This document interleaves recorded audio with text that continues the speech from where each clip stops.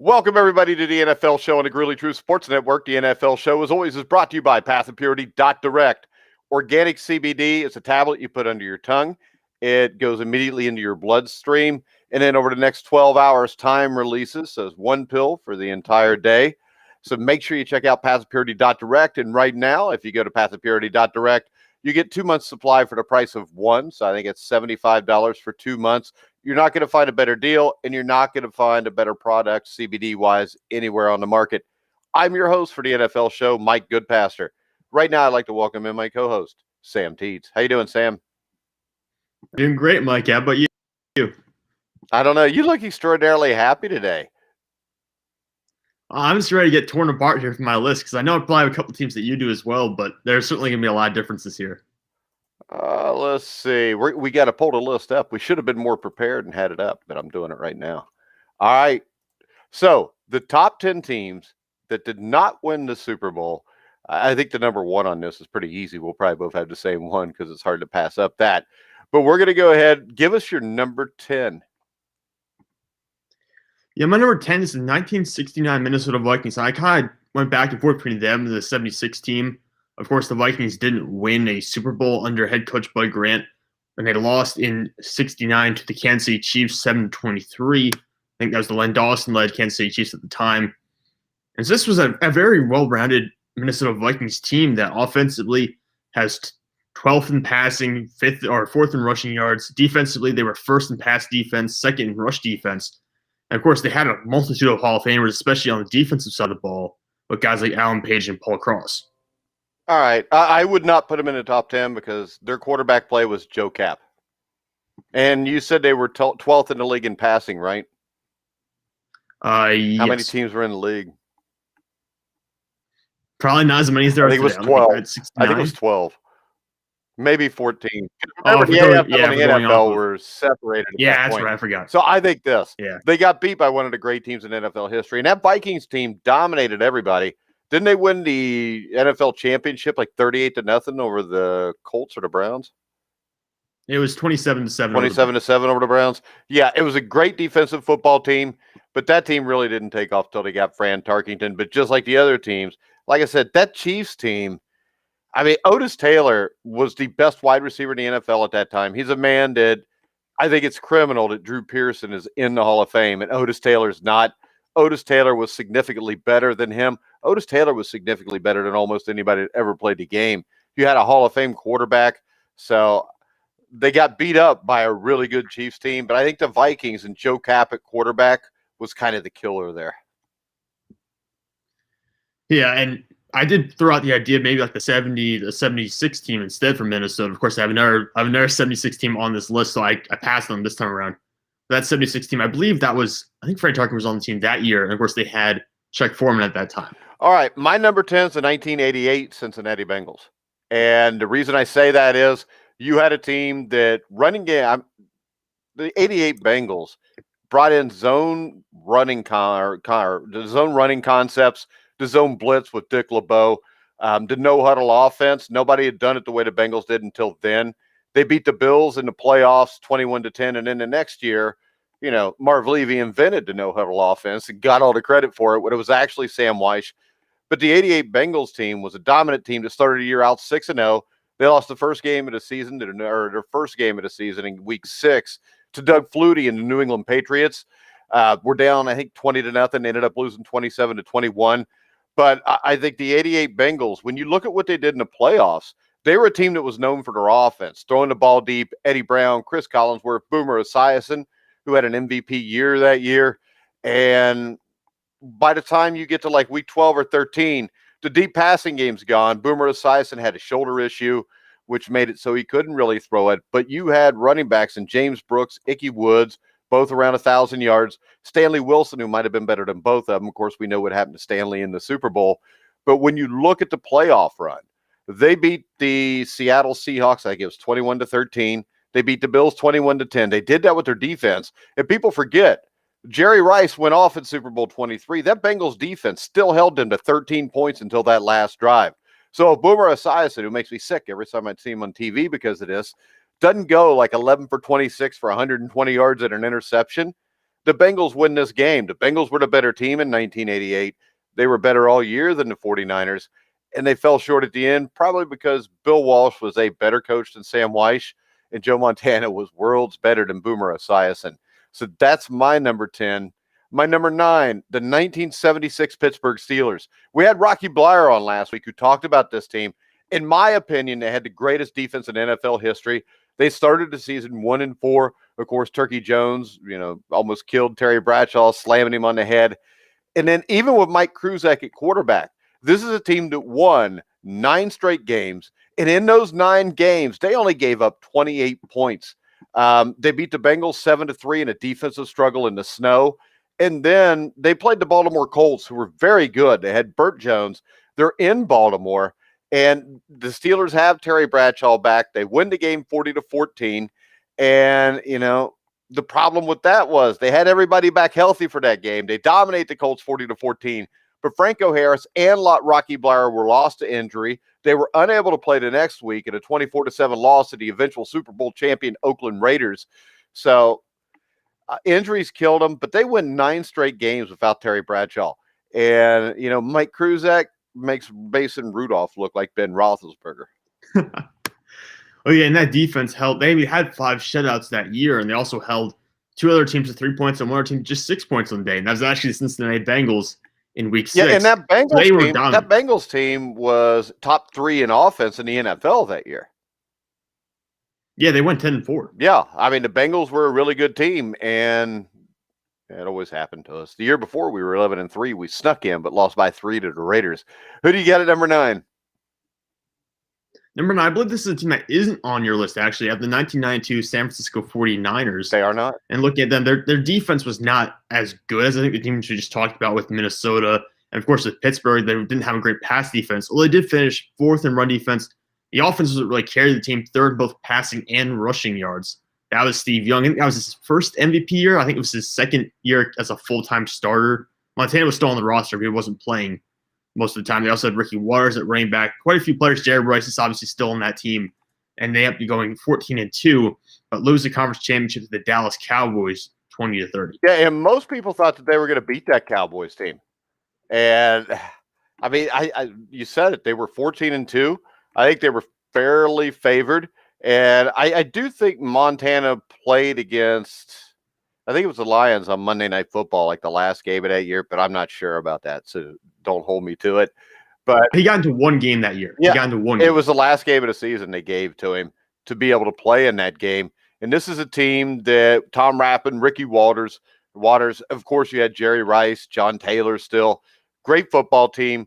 And the thing I remember about them is the Bills were a great team that year, and the Bills beat them in one of the best regular season games you'll ever see, 34-31 in San Francisco. And then I think they got upset by the Cardinals that year. And then they go into the playoffs, and that Cowboys team, nobody knew it at the time, but that Cowboys team would be one of the great teams of all time. Yeah, it's kind of a huge turning point in history when you think about what Dallas goes on to do after that, which they have Jimmy Johnson.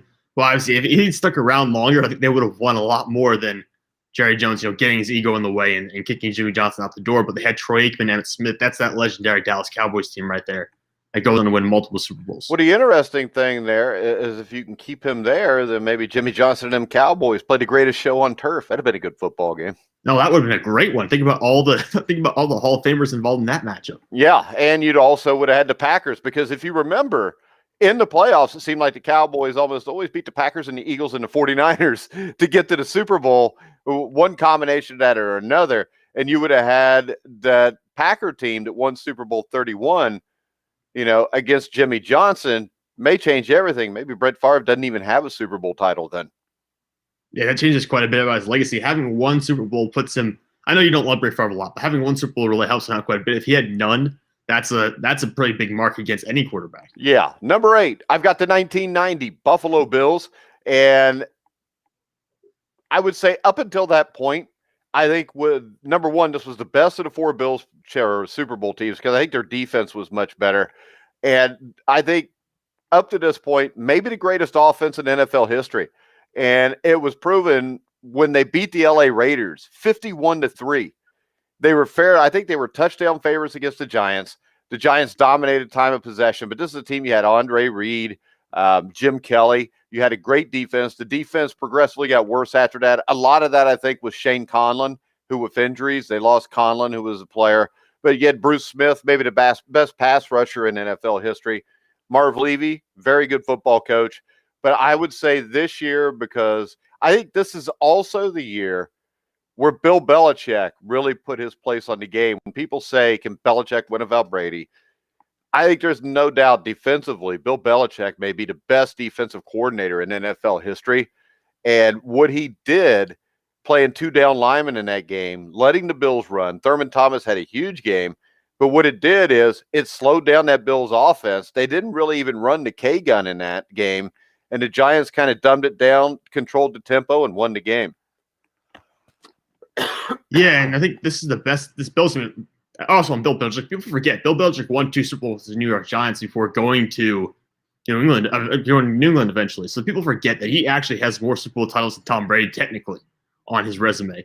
But for now, looking at the Bills team, this is probably the best combination of offense and defense they had. They had a top 10 passing and rushing attack, and the defense was also top 10 passing and middle league in rushing. But after that, the defense really drops off significantly, especially the pass coverage after this 1990 season. And by the time you hit 1992, 1993, those defenses are a lot weaker, and the offense is starting to crumble a bit a little bit as well. I have them at the same spot you do. I have them at number 8. Unfortunately, I have to agree with you here on at least one of these things late in this top 10. Why is that unfortunate? It means you're right on one. I could be on right. I also like to mix it up a little bit. You know me. I don't mind being wrong. I know. It happens all the time. Broncos are going to the playoffs, Sam. Go ahead. Hey, 2021 Denver Broncos, I'm telling you. No, Okay. they won't. No, I don't believe that anymore. I'm not going to make the same bet twice. But all right.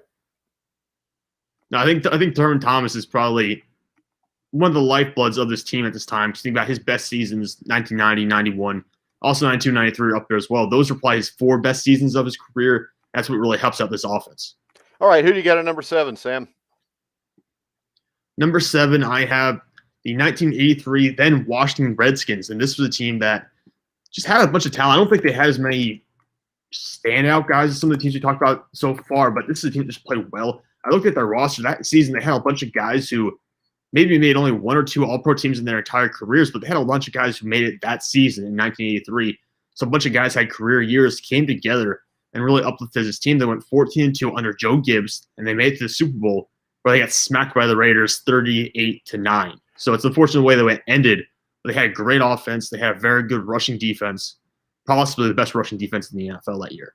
All right, I have them higher, so I'll talk about them later. Number 7, I've got the 1968 Baltimore Colts.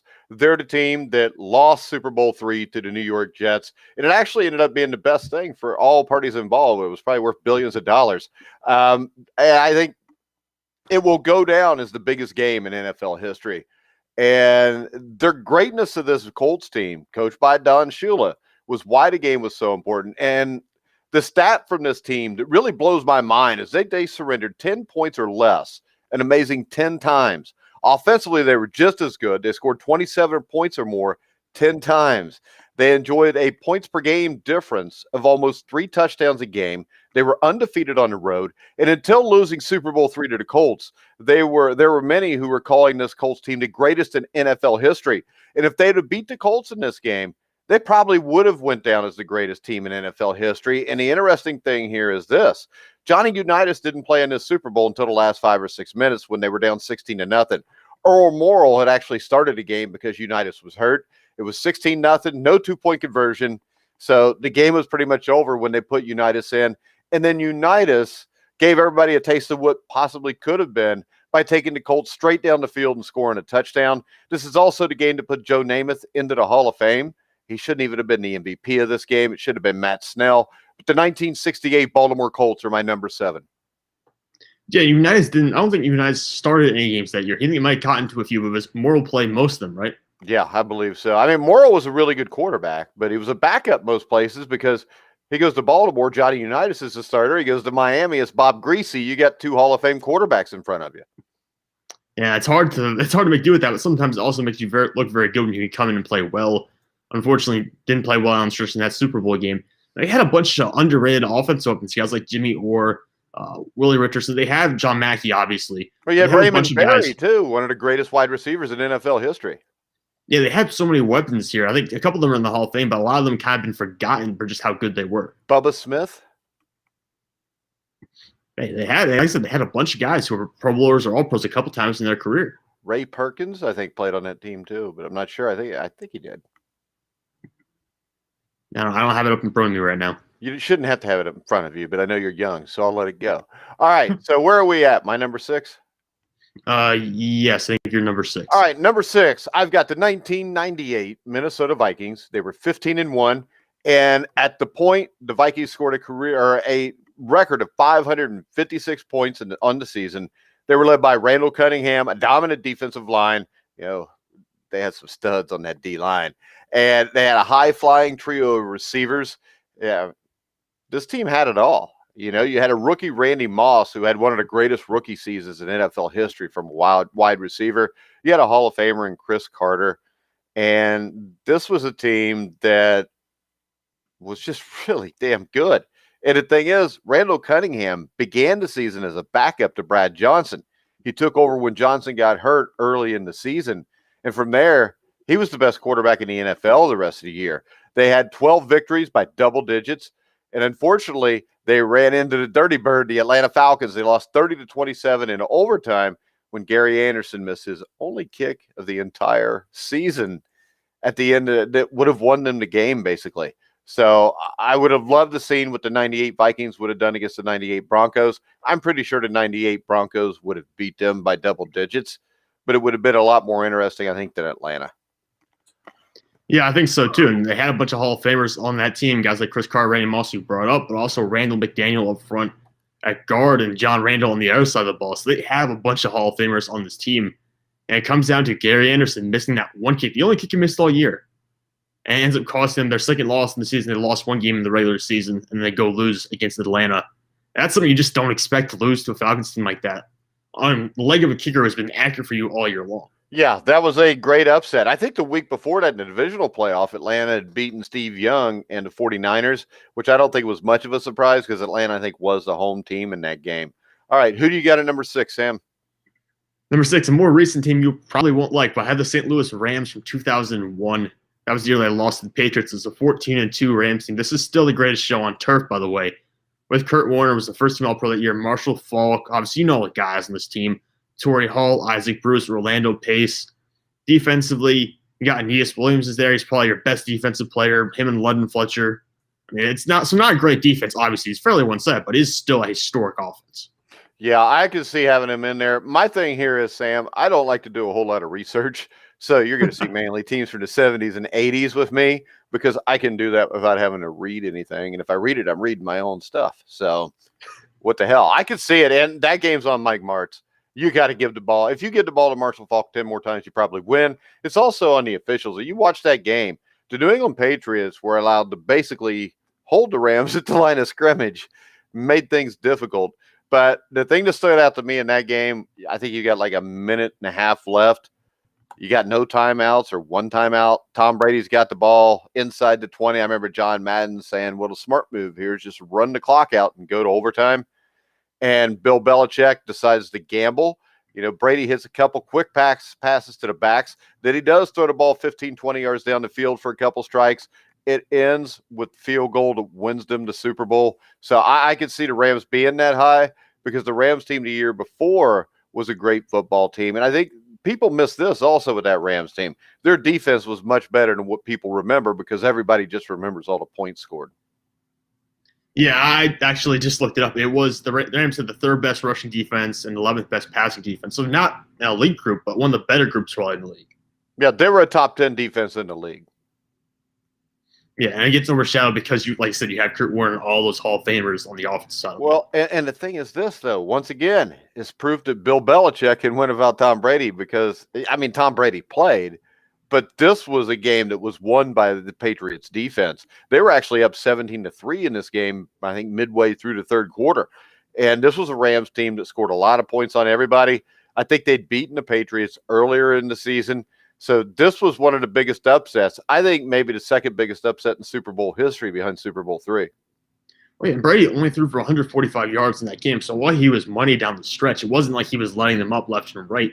Kurt Warner, on the other hand, had thrown 2 picks in the game. So the defense for New England was really carried them here to Well, win the I Super think Bowl. one of them was a pick six too, wasn't it? Was it Ty Yeah, to Law? Ty Law. Yeah. To Ty Law. Yeah. So when you look at that, and I mean, people will say, well, what about Super Bowl 42?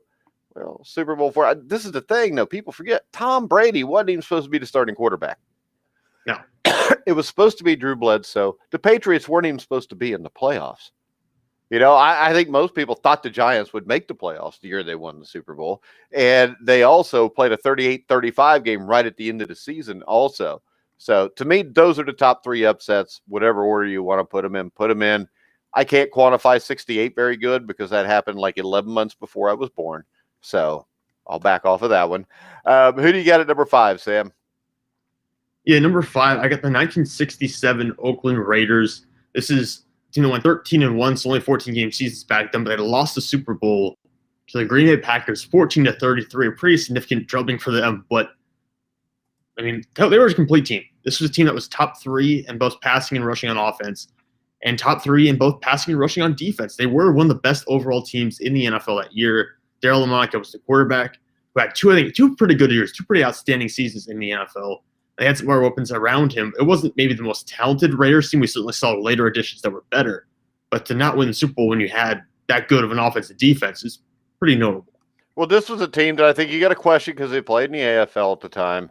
But I think their only loss was to Joe Namath and the Jets that year. Not 100% sure, but I think it was.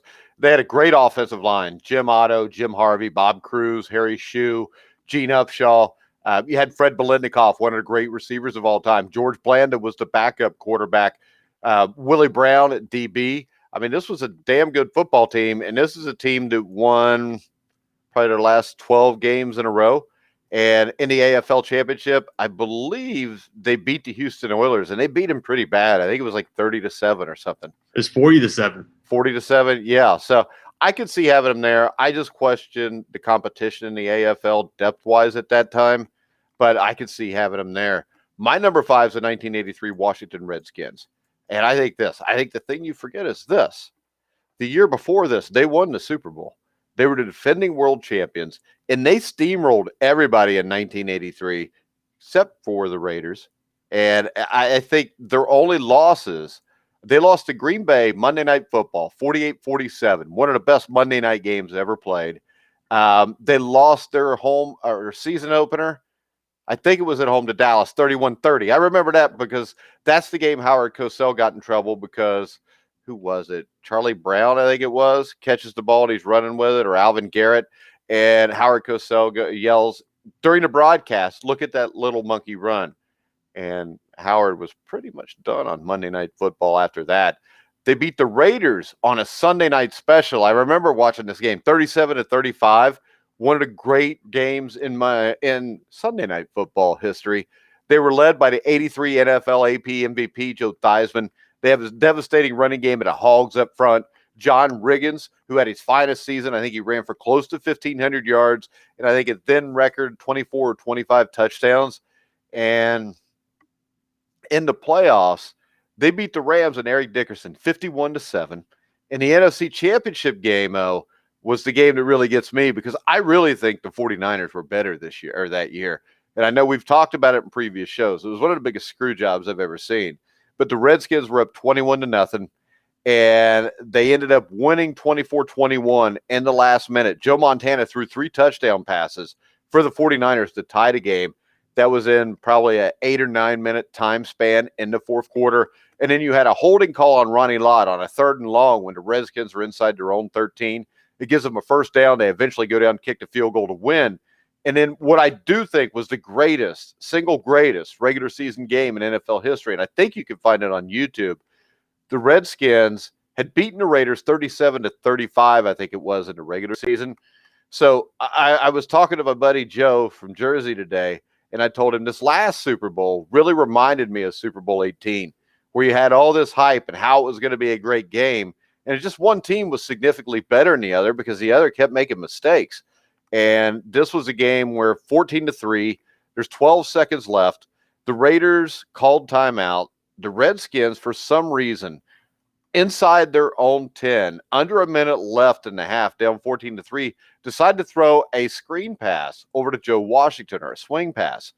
The interesting thing was they had beaten the Raiders on that play in the regular season game that they won 37-35. Joe Washington had one of the great games any running backs ever had catching the ball wise in that game. And Charlie Sumner was the defensive coordinator for the Raiders, and he called timeout. And he's got Jack Squire, who me and Steve Risley had on a couple years ago on the show to talk about this. And Charlie Sumner told him, he said, hey, you remember that play they beat you on for a touchdown in the regular season? He said, they're going to run that right now. If you jump that, you'll walk into the end zone.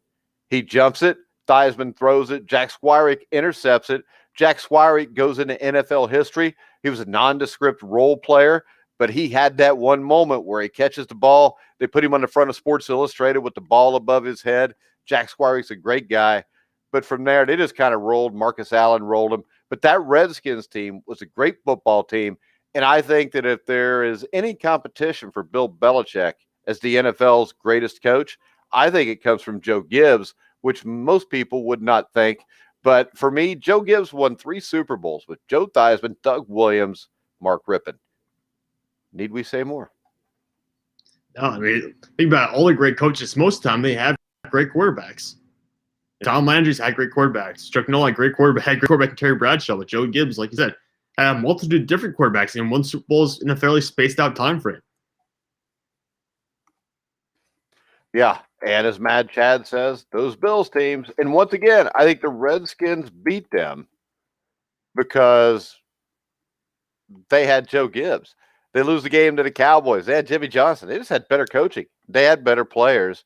But, I mean, the Bills and Redskins weren't that far apart from each other, I don't think, talent-wise, in 1991. All right, my number 4, the 1967 Los Angeles Rams. And the Rams got killed by this stuff, but we'll get to it in a second. They were led by Roman Gabriel, who's been a guest on the NFL Legends show. You can find it on thegruelingtruth.com. And I actually drank a milkshake with him a few years ago in North Carolina. I did, really. And they had the famed fearsome foursome defense, and they dominated the competition. Their biggest win of the season was when they beat the eventual Super Bowl champion Green Bay Packers. Now, pay attention to this.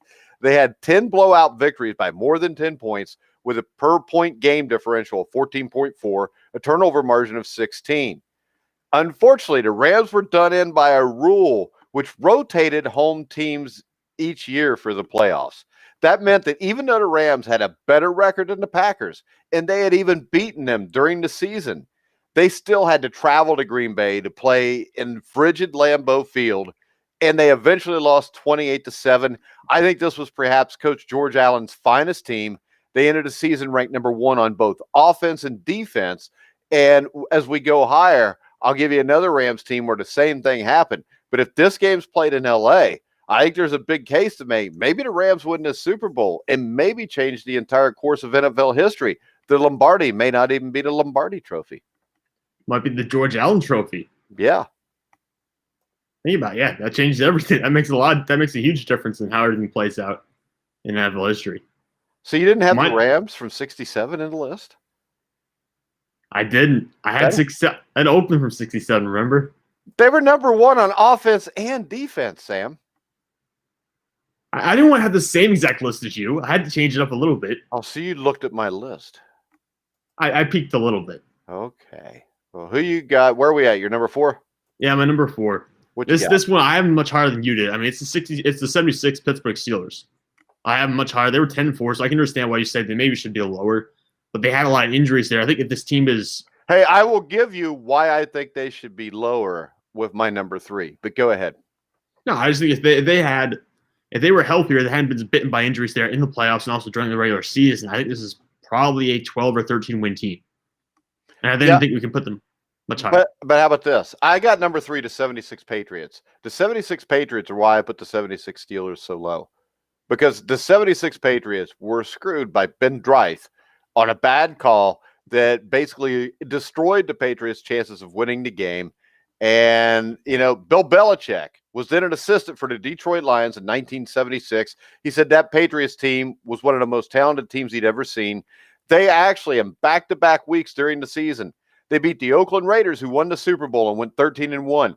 They gave the Raiders their only loss, 48-17. And the next week, everybody thought, well, they couldn't do it again. They beat the Pittsburgh Steelers, and I think this is before Bradshaw was hurt. So the reason that I rank the Steelers at number 9 is because I've got this Patriots team here at number 3, and that tells me the Steelers were the third best team in the AFC, because I think even healthy, the Steelers don't beat the Raiders that year because I think it was the Raiders' year.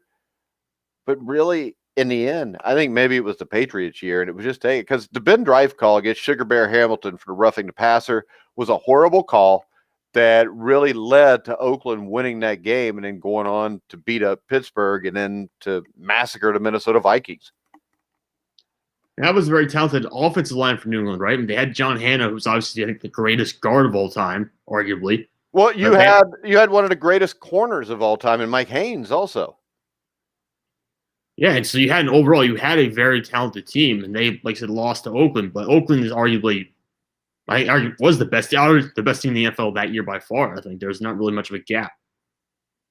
Yeah, I mean, there wasn't much gap between those 3 teams, but all right, who do you got at number 2, Sam?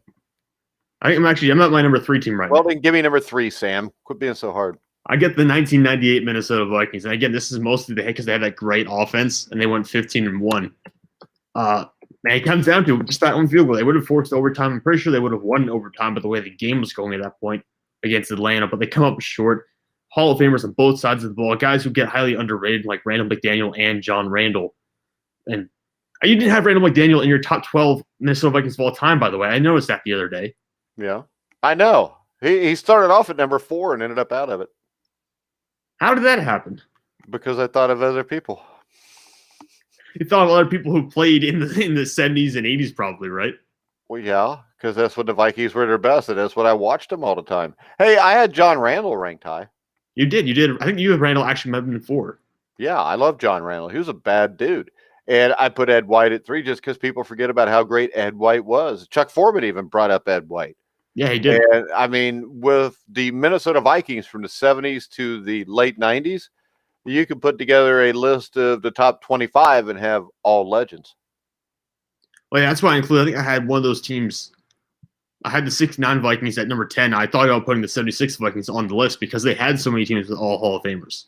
See, actually, I think the 75 Vikings were the best Viking team. Really, the 75 ones are better. Yeah, 75. They were the number 1 seed. I mean, they won their division. I think they had the best record, and they lost on the Hail Mary pass.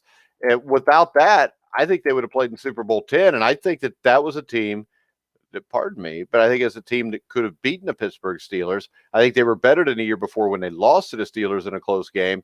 They were 12-2 that year. And I mean, without the Hail Mary pass, yeah, they beat Dallas then. Yeah, and I mean, they would have played the Rams the next week, and it seemed like they always beat the Rams in the playoffs. I don't know why, they did. I mean, the Rams were always really good, but they always ran into that team, which killed them. And in 75, you had a completely healthy Tarkenton. You had Chuck Foreman. You had all the guys you normally had. But I think it was the best Minnesota Viking team that we've seen. And I think they started the year off like 10-0. They lost to the Redskins, who were a perennial playoff team with George Allen around that time, by a point at Washington. They lost by a touchdown at Detroit. They won everything else. And it just went bad against the Cowboys in the playoffs. And like I said, for the Vikings, it seemed to almost always go bad at some point in the playoffs. No, that's why they're on my list twice. This always seems to go wrong for whatever reason. All right, my number 2, the 1973 Los Angeles Rams. Here we go with that home field stuff again. But this was Chuck Knox's first team. It was probably his best in L.A. The 73 Rams started the season with 6 straight wins. They had 2 close losses on the road to the Vikings and the Falcons. They followed that with another 6-game winning streak to end the season. They led the NFL in point differential, turnover margin, blowout victories. Harold Jackson led all NFL receivers in touchdowns with 13. And despite being tied with Minnesota and Miami for the best record in the NFL, and despite beating Dallas earlier in the season, they had to travel to Dallas for the divisional playoff game. They lose 27-16. And, of course, up until the mid-70s, I think it was 1976 maybe, home field advantage in the NFL playoffs was dependent on who had the best record once you get to 76. But before that, it wasn't. It was either 75 or 76 when it went to the home field advantage to the team with the best record. But this is the second time that the Rams got screwed by a stupid rule.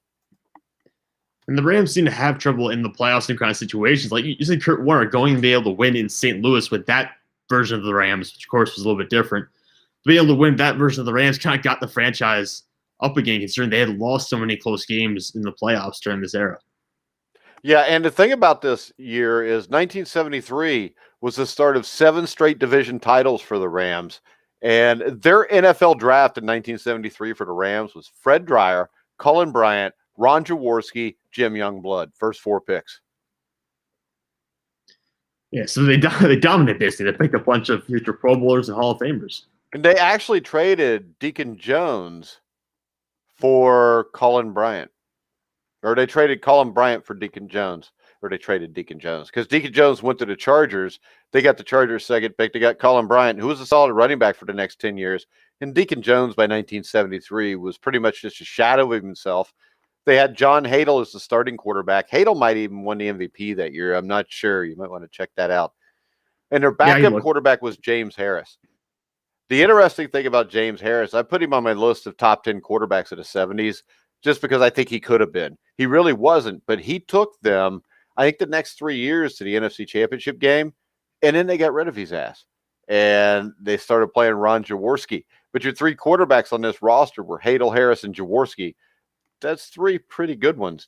And, of course, they kind of ended this run in 1979 by losing to your Steelers in the Super Bowl. The interesting thing, 1979 was probably their worst season in the regular season because they were a wild card team that only went 9-7, and then they got hot and went all the way, and they upset the Cowboys. And the other thing about 1973 is the Cowboys the next week, as the home team, got upset by the Minnesota Vikings, who would then go on to the Super Bowl. Yeah, and Hadle did not win the MVP that year, but it was a first-team All-Pro. I don't know who won the MVP that season, but it wasn't Hadle. Nobody cares. All right, Sam, number 2. No, I have to agree with you. I think my top 2 teams are the same as yours. It's the 73 Rams. I can't argue with this one. Even though I like to be different than you in these selections, I can't argue. It's probably the best team. I really, when looking at this, I think that I would switch and put the 67 Rams over the 73 Rams. Really, you would? Yeah, just because of Roman Gabriel.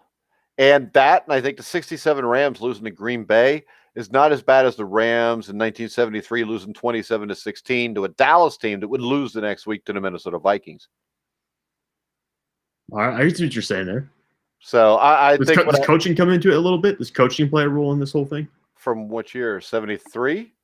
Yeah. Is it different? Like the difference of coaching is obviously you did 73, and what was the other one? It was 67. Does the head coach make a difference in these situations? Yeah, I like George Allen better than Chuck Knox. Not by a lot. Chuck Knox was a hell of a coach. Chuck Knox, for some reason, just couldn't get to the Super Bowl. It seemed like every year he would be in the playoffs. And Chuck Knox, he took this Rams team from George Allen. Allen never should have been fired, but Allen couldn't get along with owner for the Rams, Carol Rosenblum. So Rosenblum fired Allen. They hired Knox. Knox goes, takes them to the playoffs 73 through 77 or 78. And then I think they fired him after maybe 77. I'm not sure. You'd have to check me on that one. But then they hire Ray Malavasi. And the interesting thing here is Knox goes to Buffalo. And the Buffalo Bills were a terrible football team. You know, they made the playoffs in 74, lost 32-14 to the Pittsburgh Steelers when they had O.J. Simpson. That's the only time they made the playoffs with O.J. After 74, they kind of dropped off the face of the earth. Chuck Knox goes there. Within a year or two, he's got them in the playoffs. In 1980, they almost upset that great Chargers team in San Diego. They lose 20-14. Joe Ferguson's the quarterback. 1981, they upset the Jets in the wild card game in New York. Then they go to Cincinnati and lose 28-21, and that was a game where the Bills actually got a big first down. Were about to score and tie the game, but they had a delay of game call on a 4th and 10 play that brought it back. The big completion for the first down made it 4th and 15. They didn't get the first down. The Bengals beat them then, and then they kind of fell back into oblivion until you get around 1986-87 when Marv Levy and Jim Kelly get there. So Knox was a good head coach. I think we can all agree that George Allen was significantly, significantly better, but he's a Hall of Famer for a reason Well, compared to Knox, who isn't. Chuck Knox was really good. Chuck Knox was I think he won close to 200 games. I think he's just below Marty Schottenheimer on the all-time list. Yeah, I think he's like 185, 190, somewhere around there. His problem 186. He was like 7-11 in the playoffs, 7-10. Yeah, so that's the killer is the playoff record for him and Schottenheimer. Yeah, but the great thing about Knox is, I mean, the team that stands out to me with him was after Buffalo. He leaves Buffalo after 81 or 82. He goes to Seattle, and the Seahawks go to the playoffs right away, and not even the playoffs. They go to the AFC Championship game in 83, and they lost, I think it was 30-14. But that same year, I believe they beat that Raiders team twice in the regular season, including at LA. And then they went to the playoffs. I think they won the wild card game over Denver, and I think they won that game pretty easy. And then they had a huge upset. They go to Miami to play Dan Marino in his rookie season, and it was kind of muddy in Miami. And Seattle wins the game. Kurt Warner, legendary Seahawk running back, who you can find our interview with on thegruelingtruth.com. Kenny Easley, who you can also find an interview on thegruelingtruth.com with. Both had a huge hand in that. They upset the Miami Dolphins, and then they go play for the AFC Championship the next week, but it was not to be. They lose in the LA Coliseum. I think it was 30-14. That may have been Knox's best coaching job, but the impressive thing about Knox is he took over a team that was really good in LA. He kept them really good. He took over teams in Buffalo and Seattle that were not very good, and he made them really good. Yeah, it did. And they made Seattle the first 2 years he was there. They missed in 85, and they missed again in 86, but they won 10 games that year. So they were always between 8 to 12 wins or 8 to 10 wins during his time in Seattle, for at least the first 5 or 6 years. Yeah, and really, he made the playoffs in 88, too. And I think it was 9-7. And that was the year they lost to the Bengals 21-10. But they played the last game of the season at LA against the Raiders. Winner goes to the playoffs. And I think the Seahawks beat them something like 45-37. So they had a really good offense. That would have been, I think, Dave Craig at quarterback. You had Steve Largent catching the ball, Kurt Warner running the ball. That was a very underrated team. Kenny Easley, who was one of the great safeties in NFL history, if it wasn't for his, kidney and liver issues, where he only played 6 or 7 years. Luckily, he finally got in the Hall of Fame. We're at number 1, which is the undefeated New England Patriots, until they ran into the New York Giants, Sam. Yeah, and the Patriot record, Eli Manning.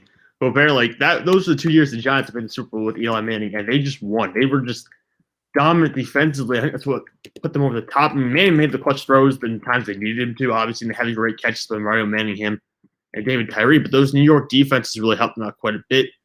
And they did decent against the Patriots offense that was wrecking everyone. They held New England to just 14 points in the Super Bowl.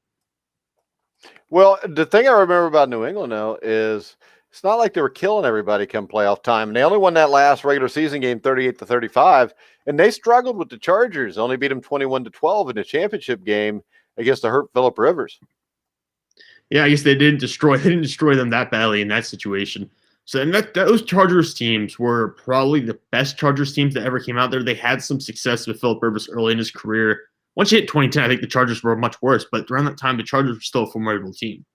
How about this? Did you know Brian Daboll was actually the wide receivers coach on that team the year before? But then he left to go to the Jets.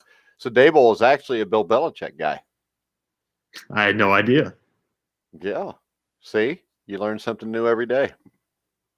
Apparently. Especially, and if he's a Bill Belichick guy, adds a couple more guys to maybe his head coaching trees. We'll see Daboll. I'm sure Daboll will get a job next year. Yeah, he probably should have got a job this year over the guys that got jobs. Yeah. Over almost all of them. Yeah. Josh McDaniels was still the offensive coordinator then. Was he really? Yeah. Kevin. It's been that long. Jeez, it's been that long. I didn't realize it's been that long. I thought he was there more recently. Yeah, he'd definitely be screwed if it wasn't for his daddy. Yeah. Hey, you know the Dolphins started off the year with 18 straight wins too until they lost that Super Bowl. You mean the Patriots? Yeah, Patriots. I don't know what I said, but and the interesting thing here: 1, 2, 3, 4, 5, 6, 7, 8. Their first 8 wins were all blowouts, and then they beat Peyton Manning at Indy 24-20, and then they struggled. They only beat the Eagles by 3. They beat the Ravens by 3. And really, when you look at the end of the season, this was a team that played much better the first 8 games than they did the last half of the season. Well, you mentioned that final game against the Giants in the regular season. They won 38-35, so they were giving up a lot more points on defense. They've done well early in the season, but I think they really – I don't know what it was. Maybe there was an injury I haven't seen here, but maybe there was an injury there that kind of messed the defense up a little bit. Maybe it's just war of attrition kind of. But they definitely fell off there towards the end of the year. They had some really good defensive players. They had Vince Wilfork, who obviously had a very successful career there, Mike Vrabel, Asante Samuel. They had a bunch of guys defensively who are high-impact players. Yeah, and a pretty good quarterback and coach. Well, yeah, that helps out a little bit having those two there. You know, the thing that's amazing here is this. You can make the case that except for this last Super Bowl, Tom Brady could have lost every Super Bowl he was in. But he also could have won every Super Bowl he was in. Oh, yeah, exactly. Think about – because he could have easily have won those Giants ones. It wasn't like the Giants blew him out or anything like that. Well, and the Eagles, if the right guard doesn't miss the block, I mean, does anybody doubt that he's not taking them down, scoring a touchdown, getting a 2-point conversion, and the game's going to overtime? And then all Philadelphia craps their pants. Patriots win the toss. He goes down. He scores a touchdown. They win the game. Yeah, it's just that those little things in the game. And with the Falcons, the Falcons can just buy a first down. Maybe Atlanta wins that game. But Tommy pulls off one of the best comebacks. First down. If they just would have not stopped the ball until there was a second or two left on the clock, they would have won the game. Not even about first downs. That was just bad coaching. So easily, Tom Brady could be 10-0 in Super Bowls right now. Yeah, it's very close. That'd be scary as hell. Having someone once you hit 10, if you were 10-0 in Super Bowls, I mean that's as it is. He's someone we've never really seen before in NFL history in terms of the winning. If you were 10-0, that'd be. They would need to make a whole new Hall of Fame just for Tom Brady at that point. Well, Otto Graham did play in 10 straight championship games, all 10 years he played. So it's not like we haven't seen somebody like that. But also, but there were fewer teams back then. Well, Otto's doesn't matter. Does that make it harder? I mean, when you have better players? I guess you would, right? I don't know. Maybe. It could go either way. Yeah. It could go either way. But the other thing is this. His first 3, I think, were AAFC championships. So it wasn't really NFL championships. And for some reason, anybody that was born after 1970, or really after 1968, really, when the Super Bowl started, or 66, most people don't even consider those real championships anyways. Which is kind of BS. I mean, I would consider them real championships. I have in my top 10 for quarterbacks all time. When we did the list last year, I had them pretty high, actually. Well, I mean, I think the amount of winning and the fact that he did it up until that point better than anybody ever did it has to put him up there. I mean, I think he has to be top 5 from what he accomplished. Yeah. So I don't have the full record here because it doesn't show me the full record for during his starting career, but he was 57-13-1 during the final 6 years of his career. Basically a first-team All-Pro every single season, leading the NFL across the board in almost all statistical categories. So I don't see how he can possibly pass on someone who won 4 AAFC championships and 3 NFL championships. Now, is Tom Brady the greatest football player of all time? Yeah, I'd probably give it to him. We're talking about. No, you don't think so? Not even close. He just plays quarterback. All right, who's the greatest football player of all time? The greatest football player of all time, if you pay attention to my articles, was Sammy Ball. Okay. Sammy Ball led the Redskins to the NFL championship as their starting quarterback, punter, kicker, and defensive back. In the 1937 NFL championship game, he threw for 335 yards, 3 touchdowns. And that stood as a rookie record for yards passing in a playoff game until Russell Wilson broke it in 2012. Now, get this. In 1942, he led an upset of the undefeated Bears in the championship, 14-6. He threw a TD pass, but more importantly, he pinned the Bears' vaunted defense in bad field position all game long, including in the last 5 minutes, an 85-yard kick that pinned him on the 1-yard line. His most impressive year was 1943. He led the league in passing, punting, and interceptions. Yeah, 11 interceptions. Yeah, this is a dude, 11 interceptions, but he averaged almost 46 yards a punt, and that was the old weird-looking ball that wasn't flying that far. And I think the greatest single-game performance in NFL history, in a 42-20 win over the Detroit Lions, Sammy set a record that I believe will never be broken as he threw 4 touchdown passes on offense and intercepted 4 passes on defense. that's the greatest football player that ever lived, and it's not even close.